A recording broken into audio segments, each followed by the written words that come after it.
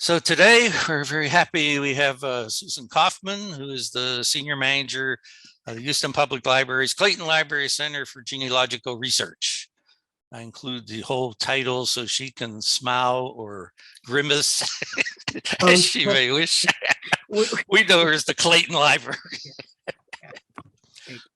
She'll be talking today about German genealogical resources at the library.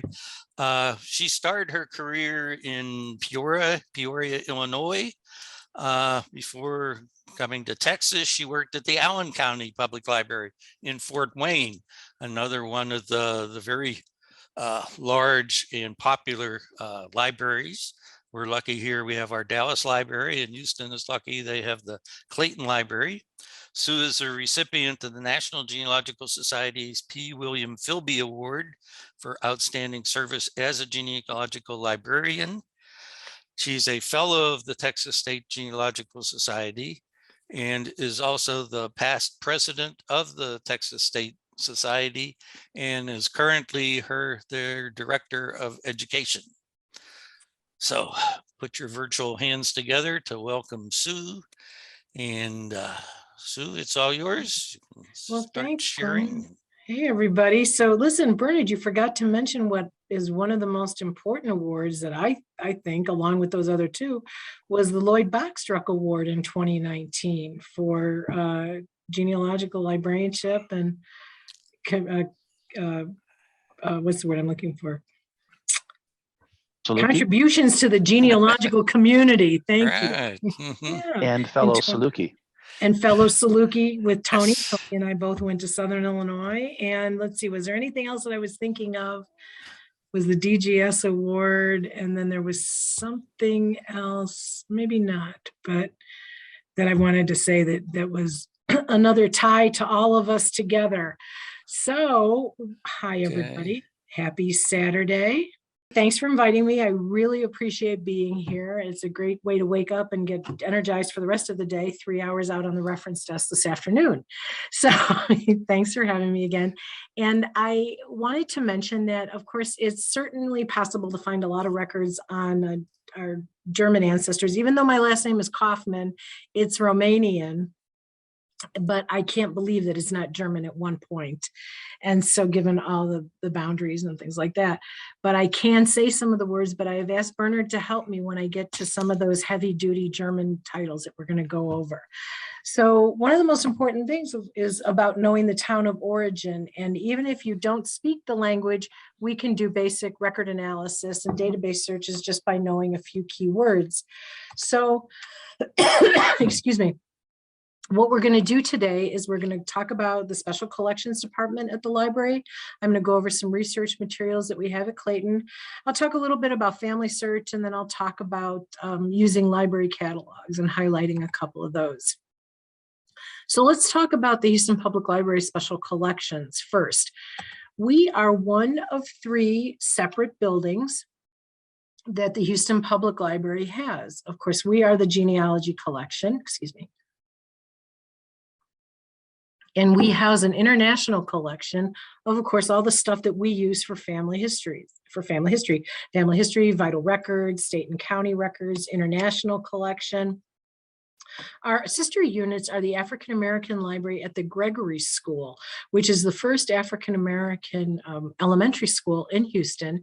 And their mission is to preserve Houston and Texas African American history. And they have archives, which also include manuscripts of the Houston African American community. They have a huge funeral program collection, and then they also collect oral histories. Our third sister is the Houston Metropolitan Research Center, which is the local history side of Houston, of the special collections. They are the traditional local history material with local authors, newspaper clippings, business records, community records, and all those sort of larger social history things. But also, as we know, local history includes names, dates, and places too. So they have rare books, and they are the unofficial City of Houston depository, meaning that some of the legal documents do come over to the Houston Metropolitan Research Center. One of the odd things about us is that we are standalone collections. There are not many genealogy collections that are outside of a main public library, as you have in Dallas. It's kind of hard sometimes because we're not all together. So the historic Houston newspapers are down at the Central Library. We do not have the historic Houston newspapers. There are Texas newspapers and Houston newspapers at the Houston Metropolitan Research Center. There's also African-American newspapers that are surrounded by Houston at the African-American Library. But as family historians, we know that not everything is in one place, and we have to go from place to place to place, because if it was easy, I think that it wouldn't be a hunt, and then maybe a lot of us wouldn't like it, because I think all of us are in for the hunt too. So let's talk about Clayton Library first, or just quickly. So Clayton Library is named after William Lockhart Clayton, and there is a picture there of him with his wife, Susan Vaughn. He was born in 1880 in Tupelo, Mississippi. He got involved in the cotton industry and spent time in New York and in Oklahoma before settling in Houston in the early 1900s. That is the house, the Clayton House, that is on our property. The main library sits on one side, and then the historic home with two other buildings, a carriage house where we do meetings when it's open, and then the guest house, which is a rental property for some businesses in town. But the houses were built in 1917, and there actually is a basement in that house that, yes, does have some water in it, but not much. So he got involved in the cotton industry, got involved with the M.D. Anderson family, not M.D., but his brother. And they developed the Anderson, Clayton and Company Cotton Company. Like I mentioned, his home was built in 1917. He was such a huge business partner, but within the cotton industry, and then also got tapped to be part of the Marshall Plan as an Undersecretary of State. President Truman appointed him in 1946. And also he really supported the American economic aid to rebuild Europe, and then had, like I mentioned, had a strong role in shaping that Marshall Plan. He died in 1966. He really loved library service, he and his wife. His wife died in 1960, he died in 1966, as I mentioned, and he deeded that home to the Houston Public Library. Some of you that might have come to Clayton, I hear often, I've been here since 2006. And in those years, I hear people that have come and say, I remember coming when the collection was over in the house, and nobody would, you'd have to, the librarian would get everything, and it was really very like a stodgy library. But we outgrew the collection, outgrew the house, because of course, family historians never throw anything out. And what happened is then the building across the parking lot was built in 1988. The material was moved from where the Houston Metropolitan Research Center is.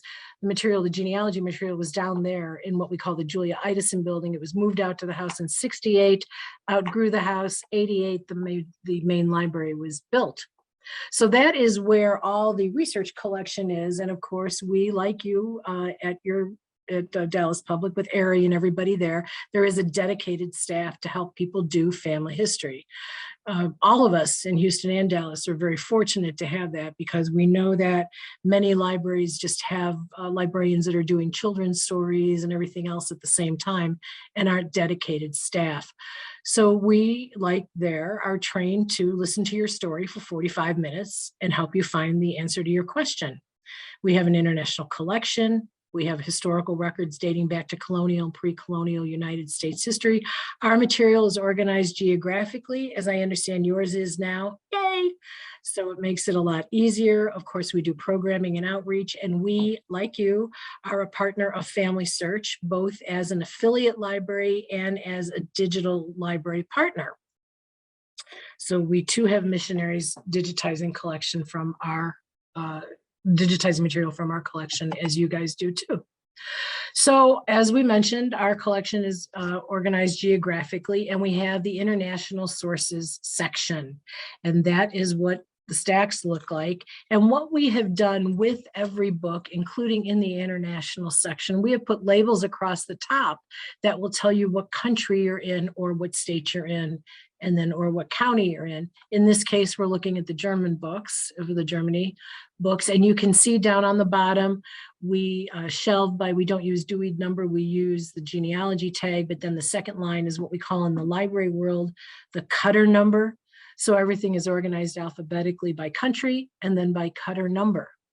But the most important thing in finding in our collection is looking for those labels across the top and then starting to browse the collection. So, all right, let's get started with some of the stuff. It's a technical word, stuff that's in the German section. All right. Notice that I use the word select. These are select materials that are listed on the handout. All of them are listed on the handout. There is a hot link in the handout to the card catalog. They are not links to digitized material. So you can get the call number if you're interested. You can to come down. You can get all the publication information, so you can maybe find it someplace else. If you don't want to come down, see if Dallas has it.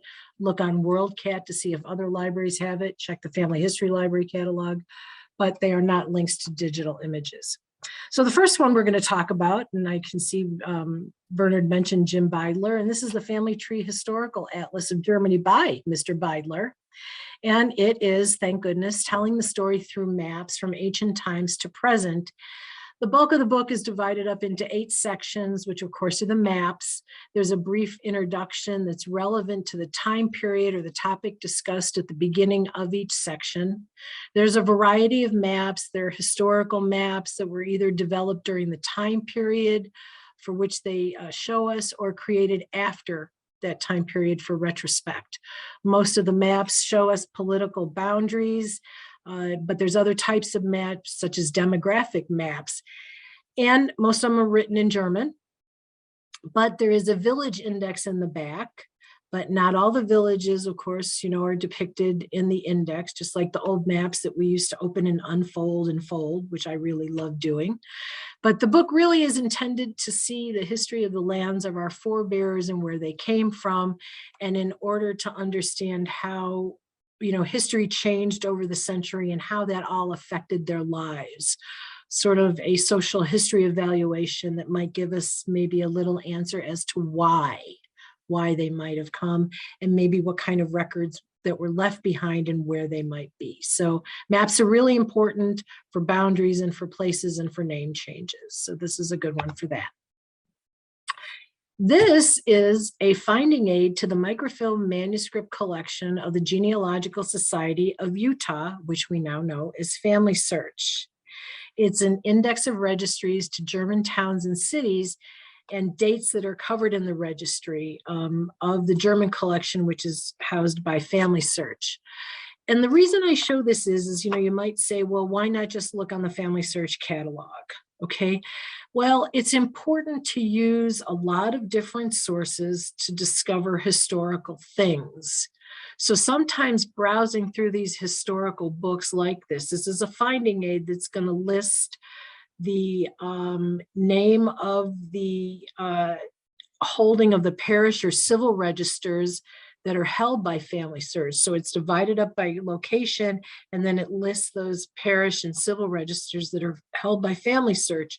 And it also shows other things like guild records, migration records, medical records, and other things like that.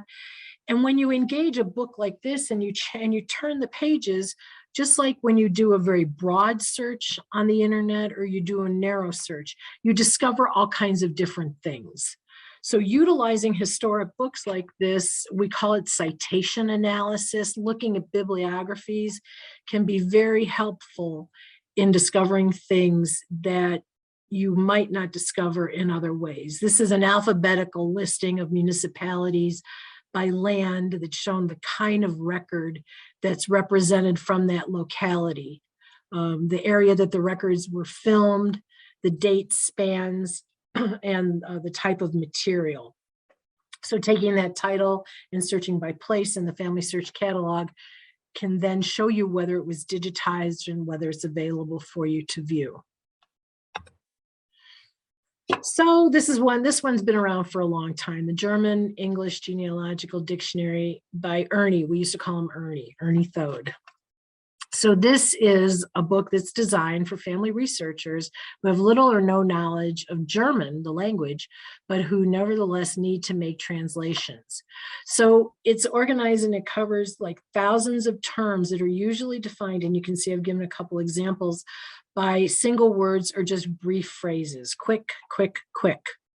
All the words, symbols, and abbreviations were chosen on the basis of their association to family history, to genealogy. So this is really a true genealogical dictionary because these words came from church records, civil registrations, correspondence, journals, passenger lists, immigration records, and other things that are used, terms that are used that we need to discover and recognize. So there's all kinds of different categories. There's like, you can find the German words for zodiac signs, place names, liquid and dry measures if you're looking up recipes. Wouldn't that be cool?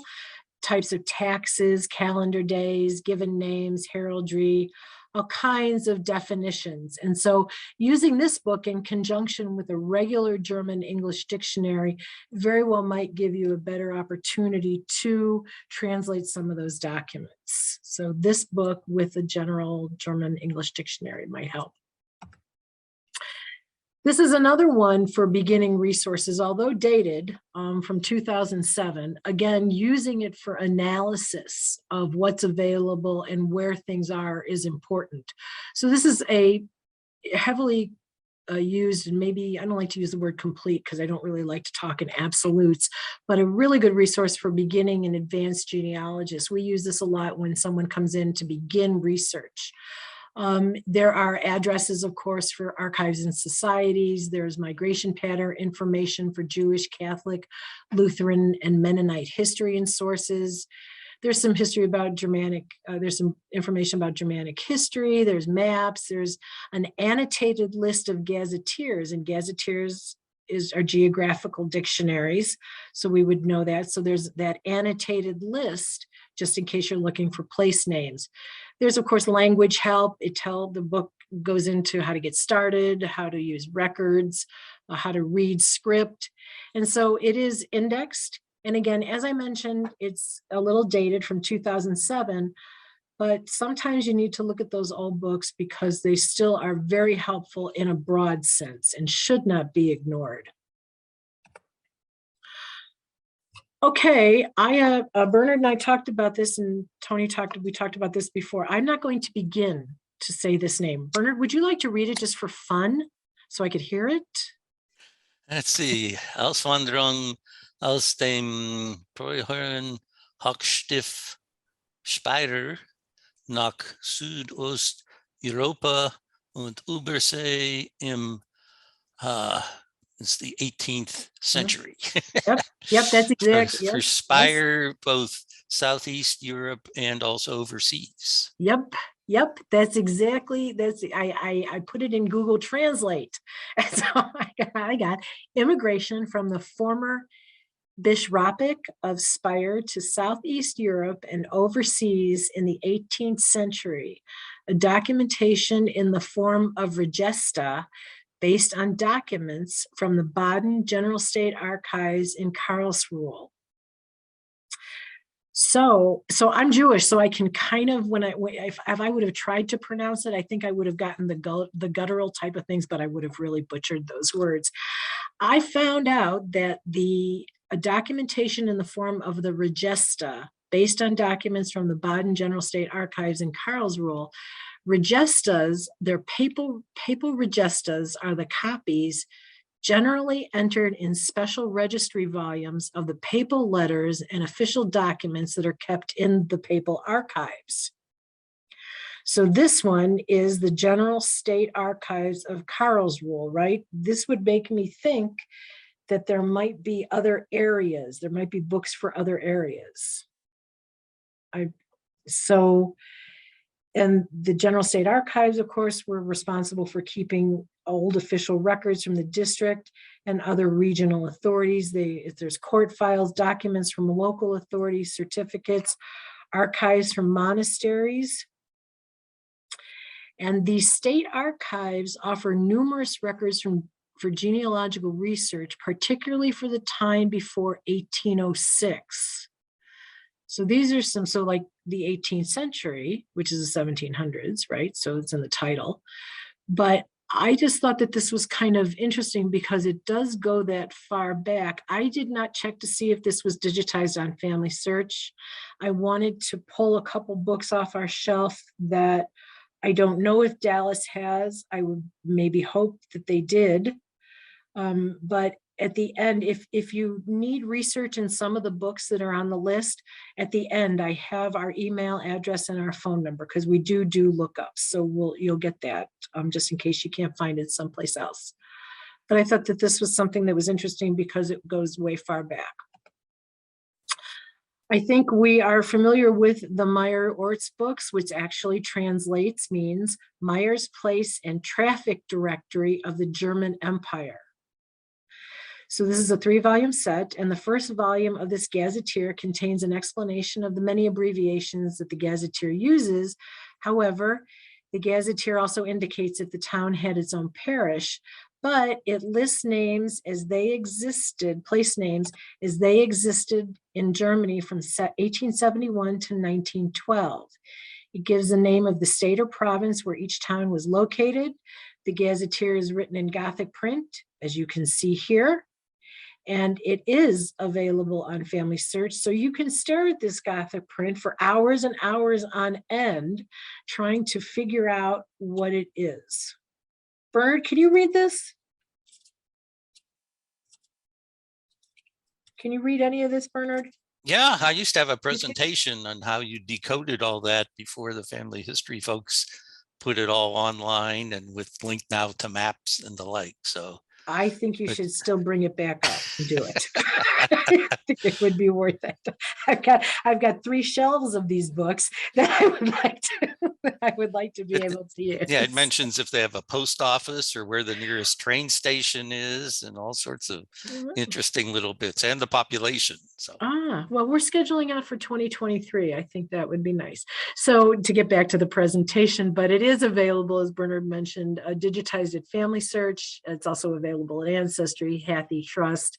And then there are a lot of other German gazetteers. So again, using the FamilySearch wiki and searching the term Germany gazetteers will bring up a lot of other opportunities for different gazetteers also.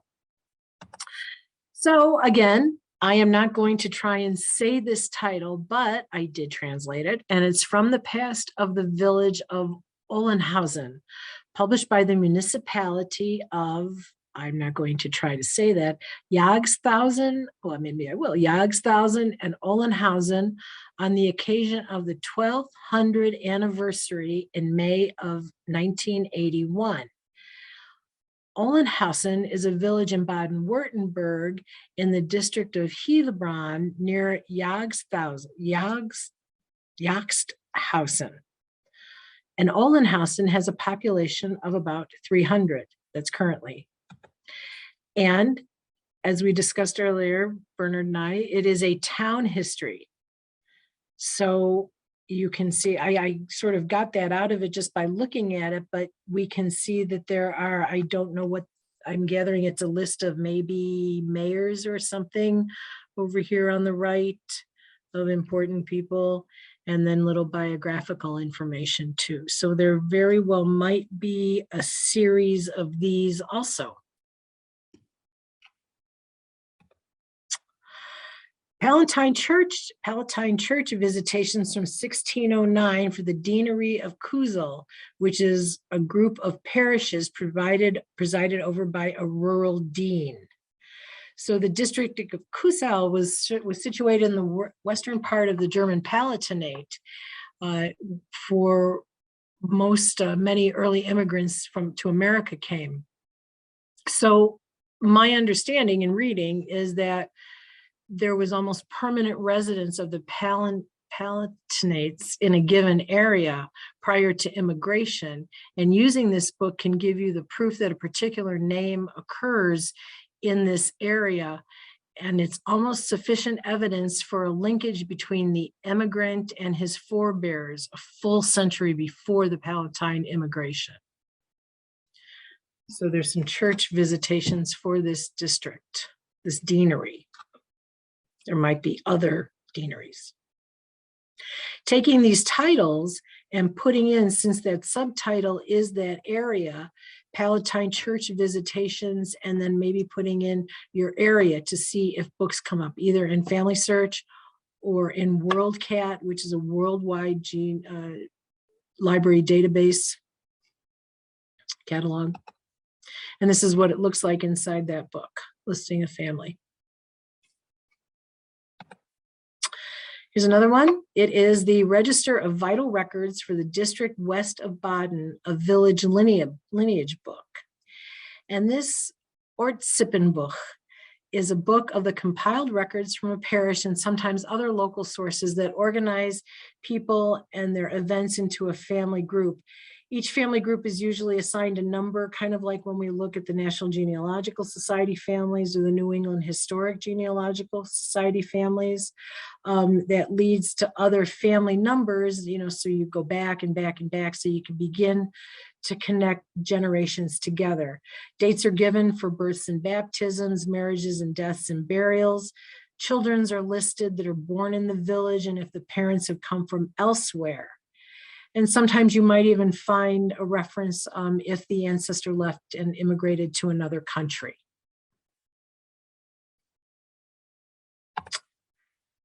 And just to throw in another map book, this is the Atlas of the German Empire from 1892. There are some maps that were original and also redone. And there also is a general index of localities for this book in the back. Again, searching the time period, knowing what time period you're researching and the area that you're researching might lead you to this book if that's the time period that you're looking for.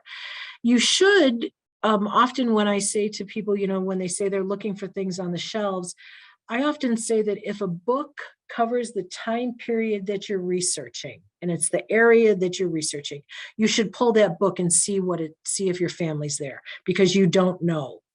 Sometimes you don't know how your family interacted in that area, and it might surprise you if you pull a book.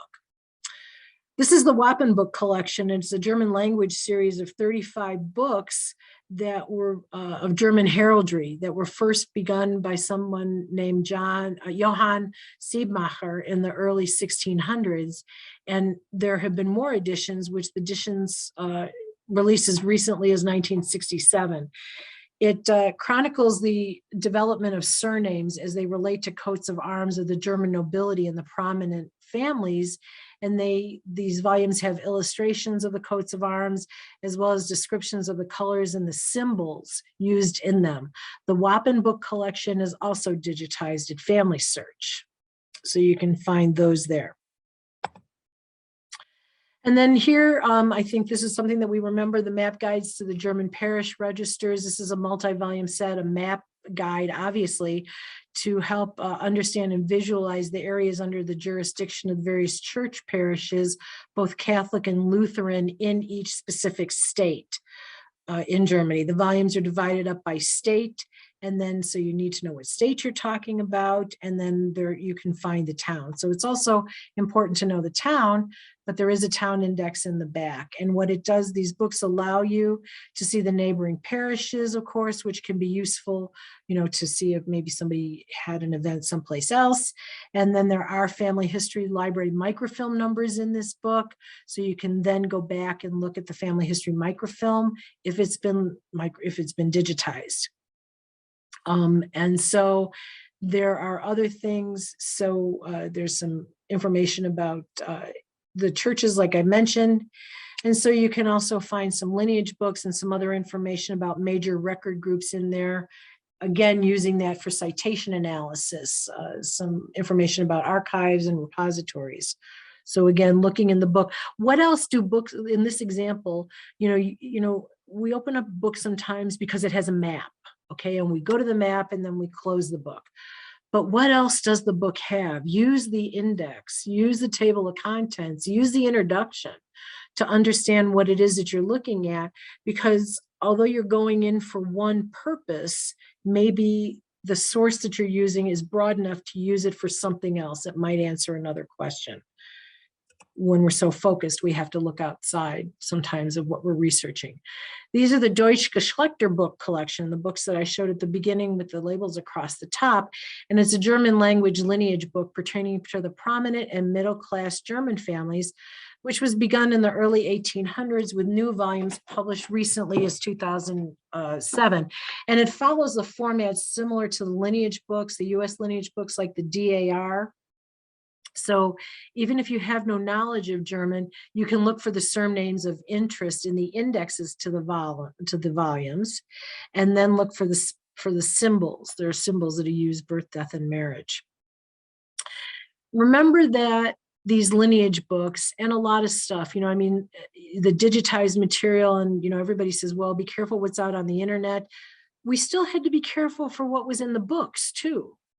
So you always want to evaluate what you're looking at when it comes to something like this or submitted information, and decide to take it, decide to reevaluate it, decide to redocument it, or whatever. But just, it's almost just because it's on the internet, just because it's in a book, it doesn't mean that it is exactly right.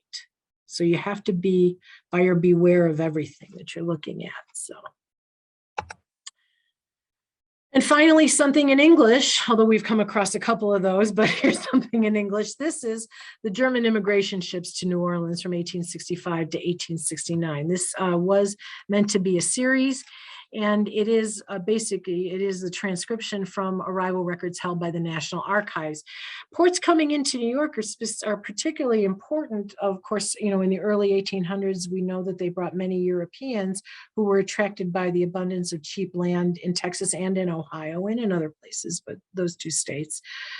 But then then of course the immigration stopped during the war. And then after the Civil War, ships began again to port in New Orleans. And many of those ships were flying German flags. Prior to the war, it took forever to come over, 4 to 8 weeks, and it was all by wind. So ships sailed when ships were full, but then the advent of steam and the use of steam cut down on the trip. And then so after the Civil War, there were more regular passages, and so they were shorter. And so they, became more often. So if you're not finding your ancestor in Galveston, you should look in New Orleans, because maybe that's where they disembarked. Especially, there's some Galveston lists that are missing and some other things like that. So remember, by US law, captains of the immigrant ship had to submit a passenger list to the local authorities when the immigrants disembarked. So again, if you're not finding them in Galveston, maybe they went to New Orleans and we just didn't know that happened. So quickly, let's look at FamilySearch.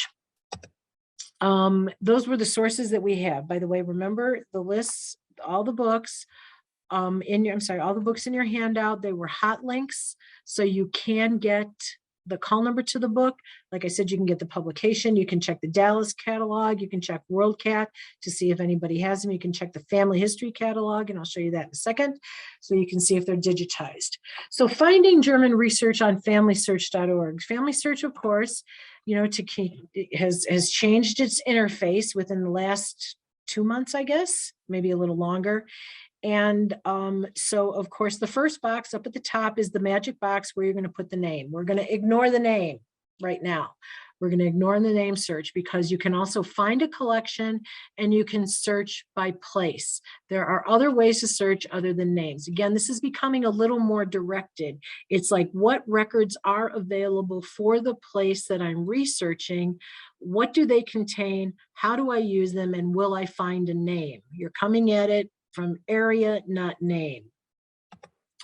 So let's look at the we're going to look at the collection titles section. So you can find a collection. You begin to type, and of course it comes up with the IntelliText. So I just typed in Germany. I just ignored all those options, but you can browse through those to see what databases or what collections are in FamilySearch that are related to Germany. You can even get more narrow, if you will, by putting in Baden, by putting in Württemberg, and it'll still bring up those collections. I just did the broad search.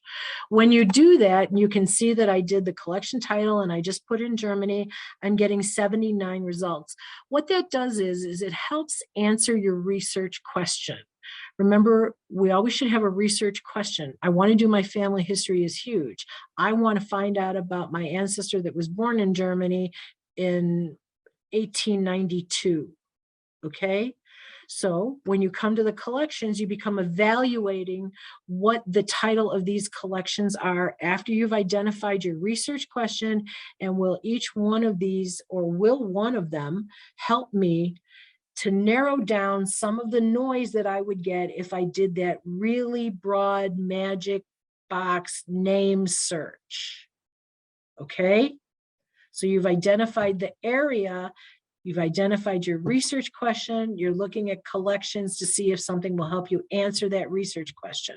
When you begin to look at these, you also want to look at the records, see the record numbers. Here on the top one, we have Germany births and baptisms, 300 years, but there's 24 million records. Okay, they may be indexed, they may not be indexed. So you're just going to have to click on them and look, but you can get to collections that way.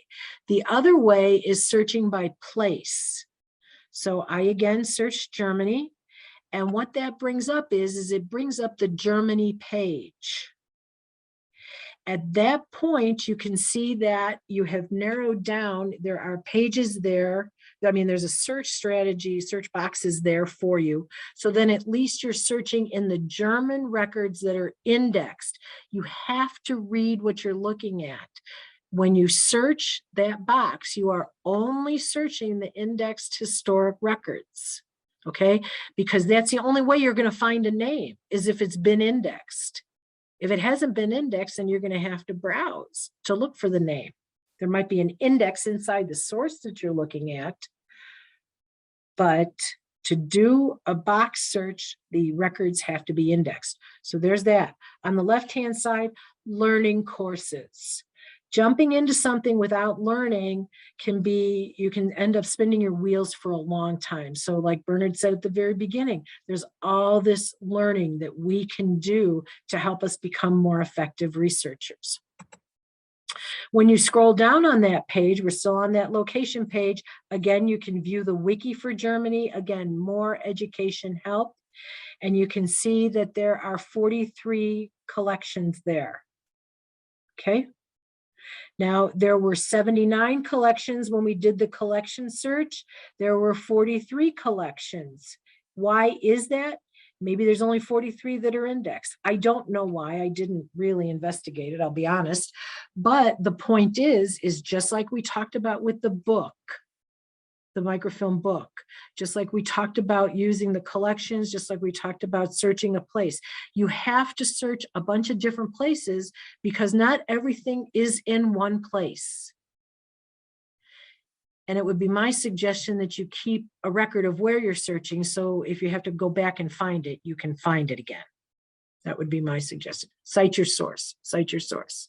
So clicking on the wiki, this is the German genealogy wiki. You can see that there's a table of contents. You can talk, it tells you about helping you find your town's province, talks about different clickable maps, territory changes, all kinds of things that we can use to utilize and help us do our research. Country information, getting started, the Germany research tools, hot links out of the FamilySearch wiki. The FamilySearch wiki is amazing. It's a great place to utilize. So we searched collections, we searched places. All right. The books, the FamilySearch books. When you go to the Dallas Public Library and you see in that fishbowl, you see them there. Digitizing, this is what they're doing. They're digitizing these books. You have got to search the books individually. When you do a record search, when you do that big magic box search, the books, the names in the books are not returned in that magic box search. The way to get to the books are through searching the books or searching the catalog. All right. When you search the catalog, you have to know the name of the book or find the name of the book by searching an area, and I'll show you. But when you search the books, you can do a general search name. You could put a surname there, and what will return are all the books that have that surname in it. All right, there are almost, well, there's over 500,000, almost 600,000 books right now, genealogy books from libraries like Dallas, like us, like Fort Wayne, like Pennsylvania, Arizona, Florida, all kinds of places, Canada. There are advanced searches also. Let me go back. You can see that there's an advanced search there. So you can either search keyword, you can search author, you can search title, or you can search subject. And you can do Germany and Baden, not Württemberg. And it'll return books that have those terms in it. I did a subject search. See over there on the left, I did a subject search for Germany. I got 11,000 results. There's like 160 pages. 1,100 pages just with the word Germany. And these are the books. You're going to click on them. You're going to be able to search inside of them. You're going to be able to read them. This is an example of some of them. Here's an example of some of the other ones that I have absolutely, seems like the one over there on the right has something to do with Mennonites. Okay, 16th century German. So all these books are available to you.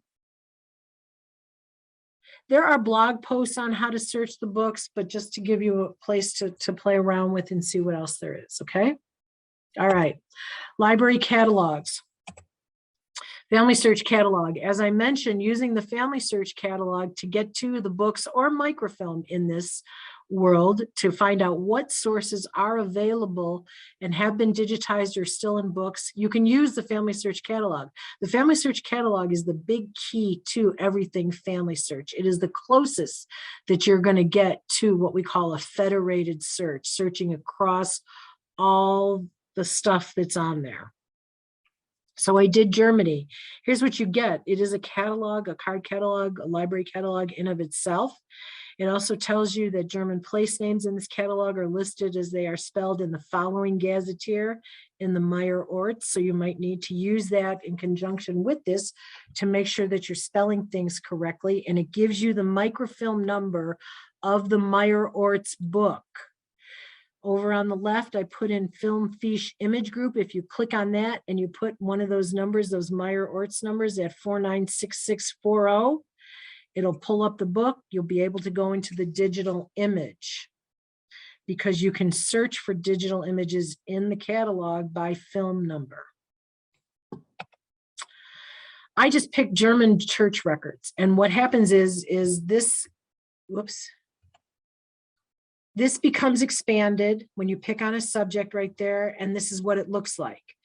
It is giving you titles to stuff, to books, to microfilm, and when you click on that, it will give you the full library record like you're used to looking at, and it will show you whether it's been microfilmed and whether you can access it.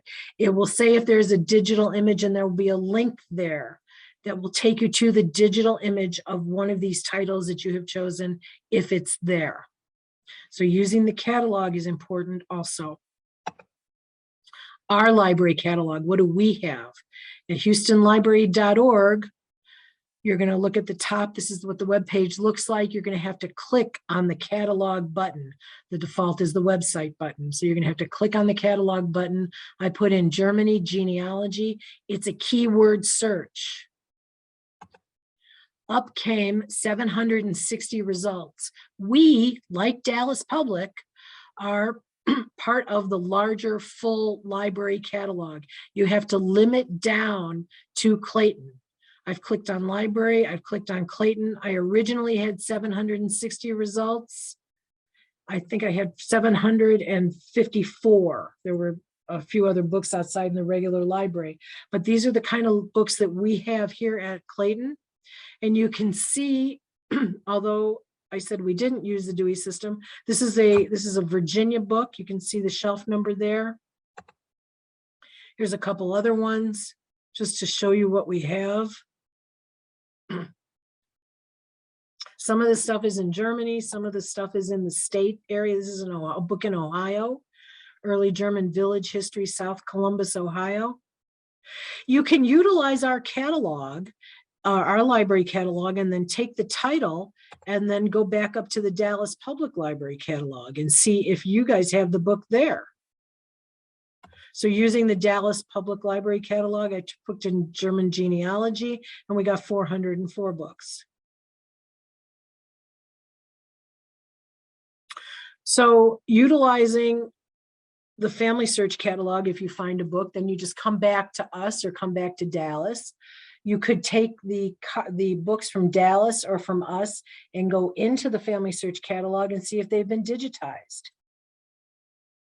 So there are a number of ways to utilize the library catalogs. So we have gone over a lot of stuff. We went over the books. Remember, all the books that I talked about are on your handout. You can click on that handout and you'll get the publication information. You'll see where it is on our catalog. You can take that title, go to FamilySearch, go to Dallas. You can utilize FamilySearch through the wiki. You can utilize FamilySearch through the catalog. There's a lot of stuff. What you got? Got any questions?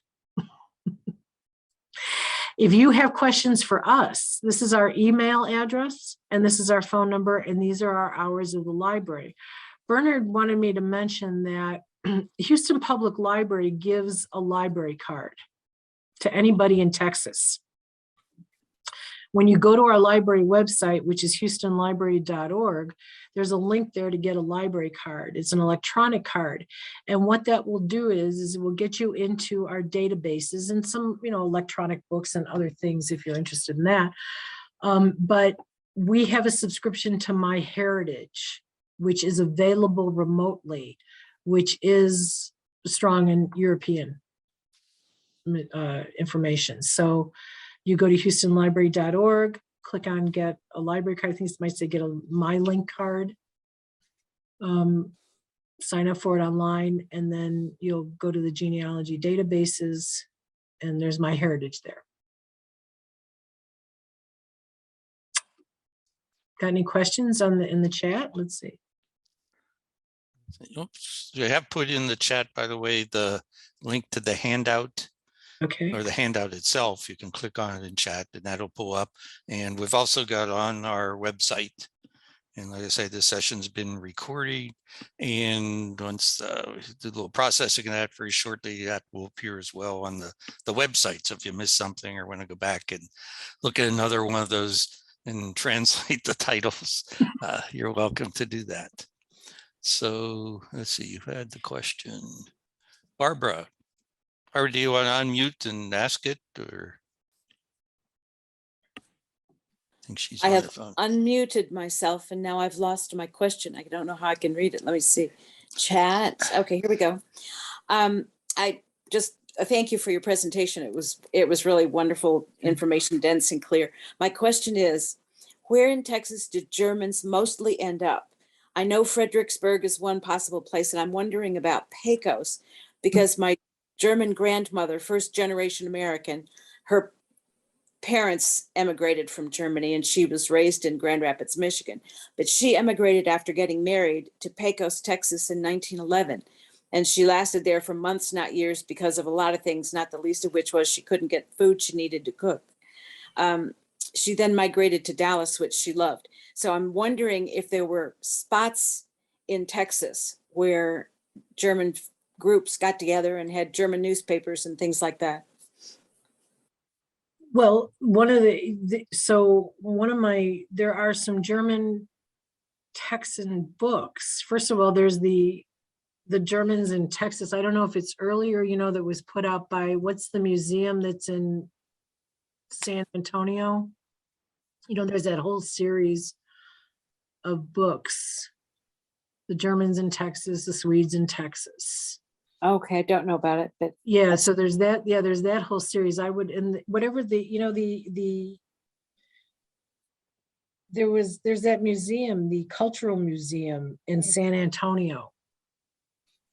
I can't think of the name of it, but they were the publisher of those books. They were the publisher of those books. The other thing is so, but it was like the 1900s, right? yes. There are social statistics for the censuses.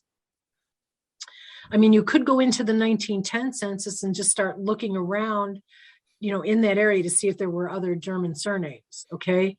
But there are social statistics that are attached to the regular census. And if you put in the social statistics census and put in 1910, it might break down how many German ethnicities were in each county in Texas. I don't know. And this is Bernard. I've done a presentation, early German settlers to Texas. A lot came in, you know, with the land grants, or right after, a little bit before, but mostly after statehood. And that was 1840s and 50s, and a lot around San Antonio, and even going back down towards Houston. There's sort of a German belt of Texas. So the Pecos is pretty far out west there, that probably most of them, like I say, would be sort of southeast Texas.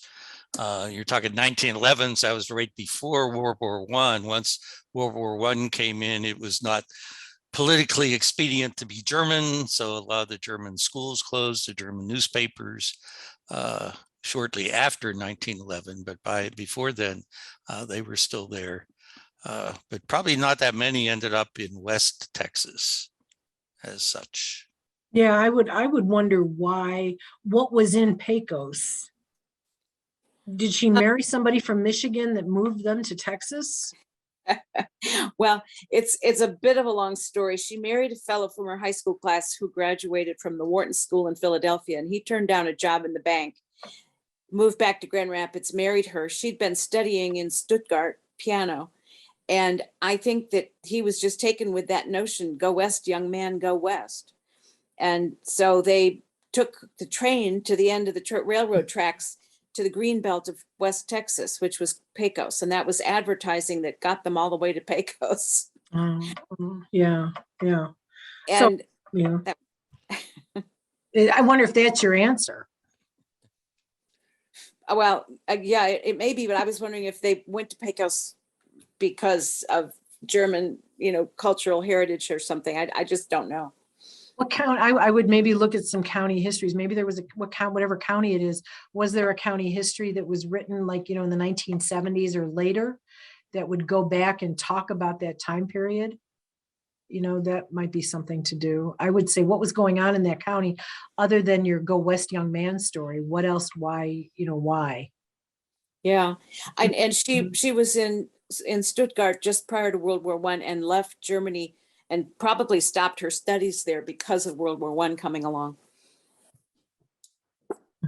And Barbara Ware is reminding us, thanks, Barbara, the University of Texas, San Antonio Institute of Texas Cultures. Thank you. Thank you. Brenda, do you want to ask your question?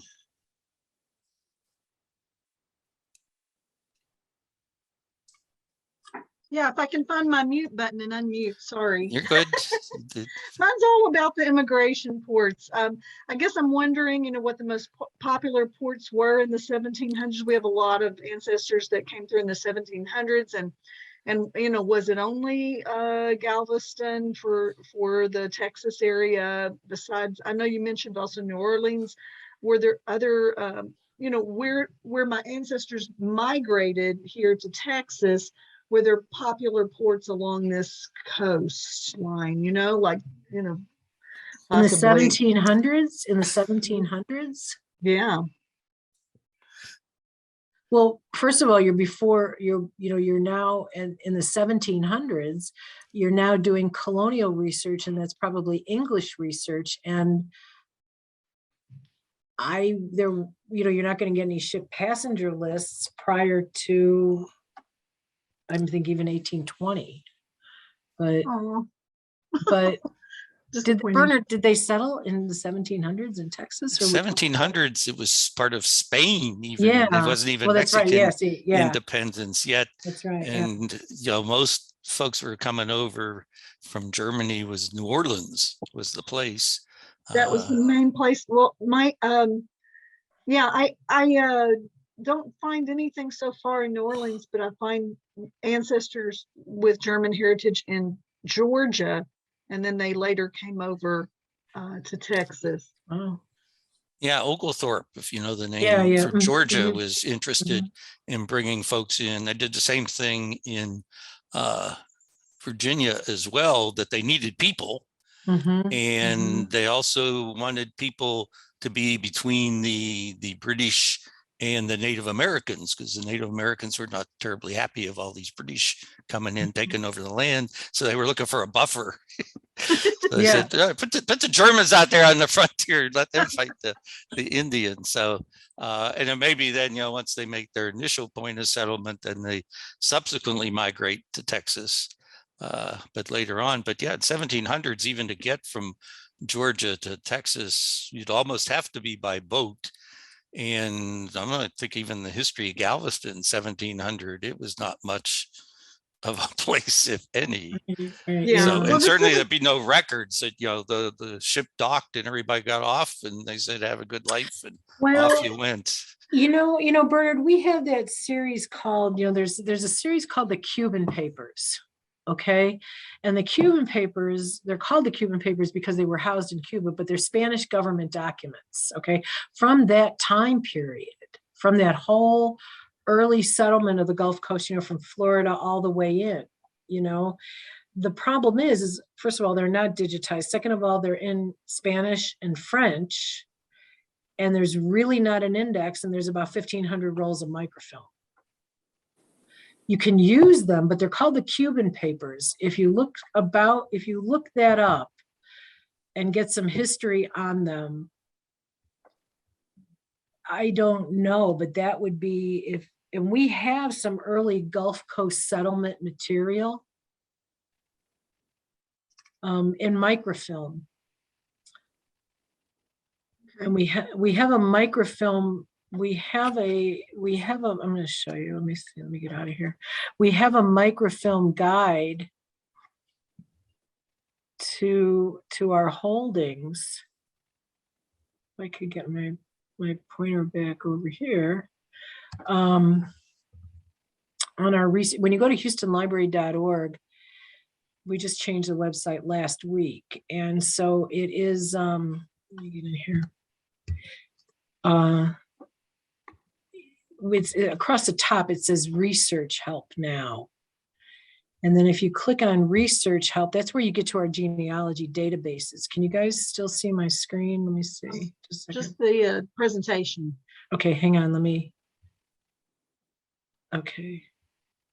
Stop sharing and then let me share again. I'll show you. Okay. Here's your cat, Tony.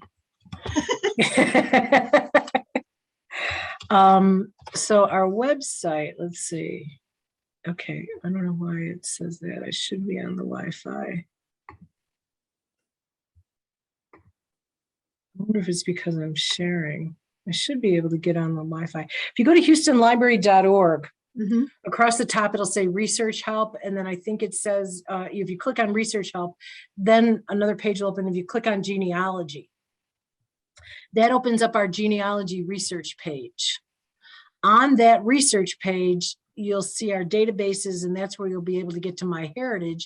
But then if you nose around, there's something called a microprint catalog. Okay. And that microprint catalog, okay, I got it now. Hang on. It'll be easier to show you. Okay. All right, here we go. All right. So see where it says research right here? If you click on that, then you click on genealogy. You guys are seeing my screen, right? Yes. Yep. Okay, Yep. good. All right.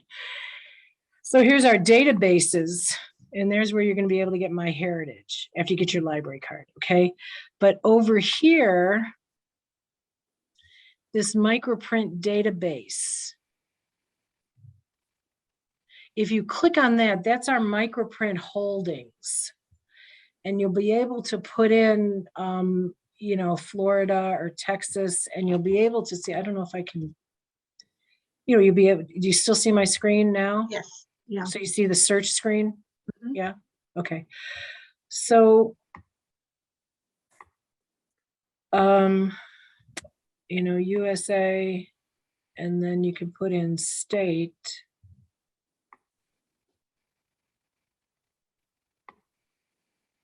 Let's hope it works because they changed. Yeah, see, so actually there's a lot of them. There's 1,500 records right here.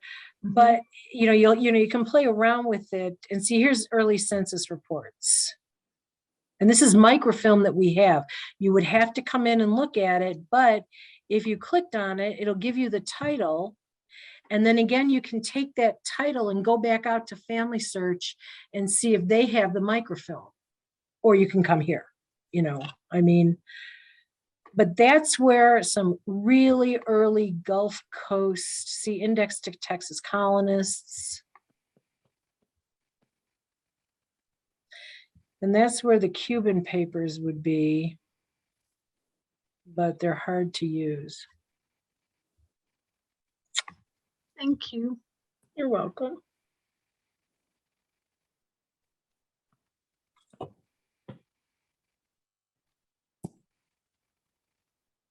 Okay, and Patricia, you had a question?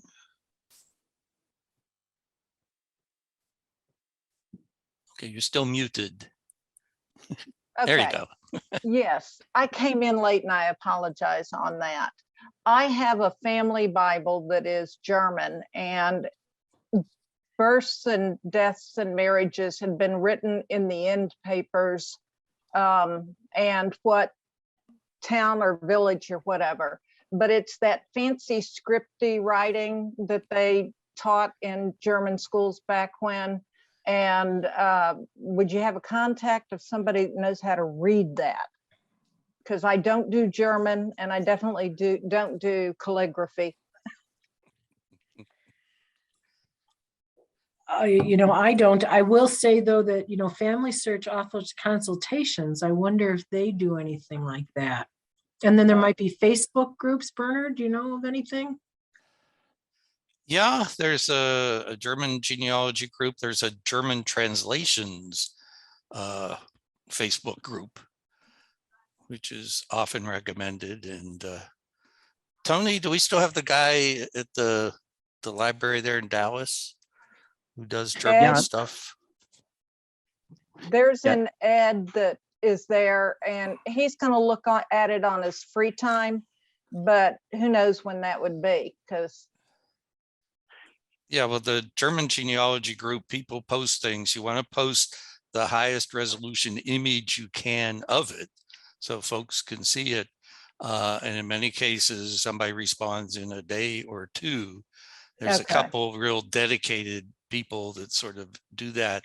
And like I say, it sounds like you don't have too much, just a couple pages. If people Right. have more, then they often say, well, go to the German translations group. And then there are, you know, professional genealogists to do that sort of stuff all the time. Okay, and then I had one other question. I apologize again, I came in late. But would Germans have shipped through New York? Because I know that my family was in Ohio, and then they went to Virginia, and then they came to Texas. Okay, what's the time period? Always in genealogy, it's time and Late place. 1800s. Late 1800s.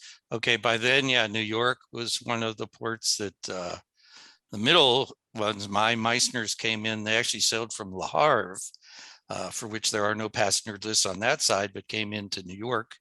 And after 1820, there's passenger lists for all those folks. Earlier on, Philadelphia was actually the larger port than New York, but then New York supplanted it. And then, as we've said, New Orleans was another popular port that folks would come in many cases, again, with the ships. Okay, you're bringing people from Europe to America, but what are you taking back? You don't sail back empty. And they were taking a lot of cotton and everything else back, but then they're bringing the cotton over and they say, okay, now we got to go back and we don't want to go empty. So let's put people on the ship.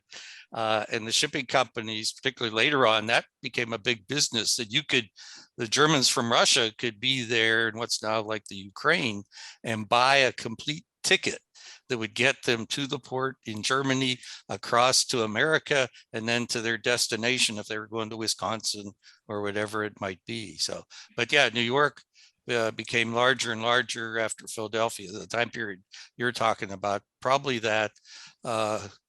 more for the British Isles than German.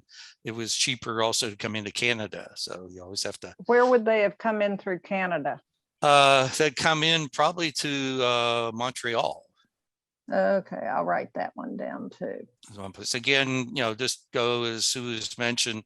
Sue's done a great job of reminding us how to think like a librarian. Go to the FamilySearch wiki.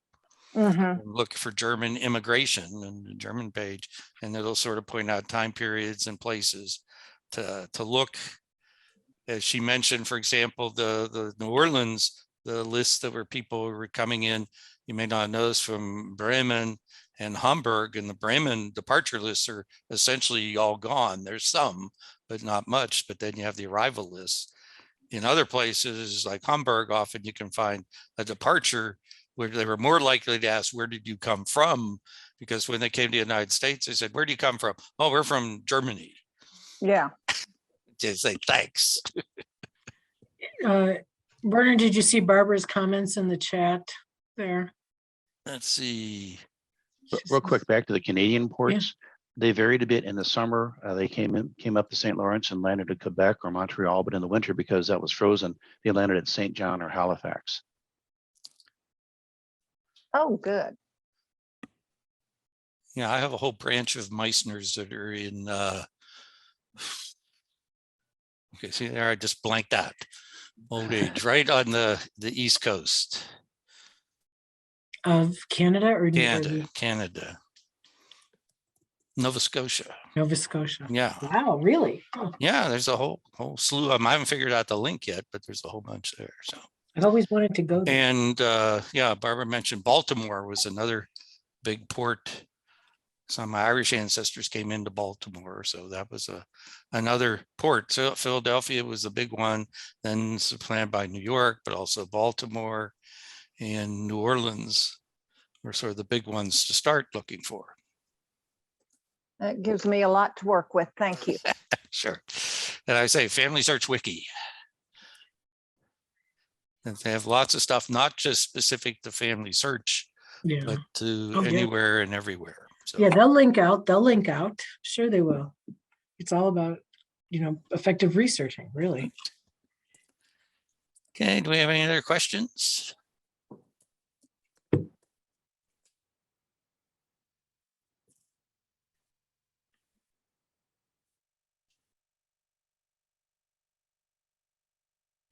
Okay, well, Sue, thank you so much for a really great presentation. We really appreciate it. The idea of the resources you've got. Again, you can get that free library card to get to MyHeritage. Up here, our Euless library still lets you get to fold 3. Well, you'll be able to get to, we have. Yeah, you got fold 3 as well. Yeah. Okay. I didn't know whether you guys had it. Oh yeah, there's a whole bunch of stuff. I just specifically mentioned there's newspapers and all kinds of, United States stuff too. So yeah. Right. So. All right. Okay, but thank you so much. Again, this presentation has been recorded.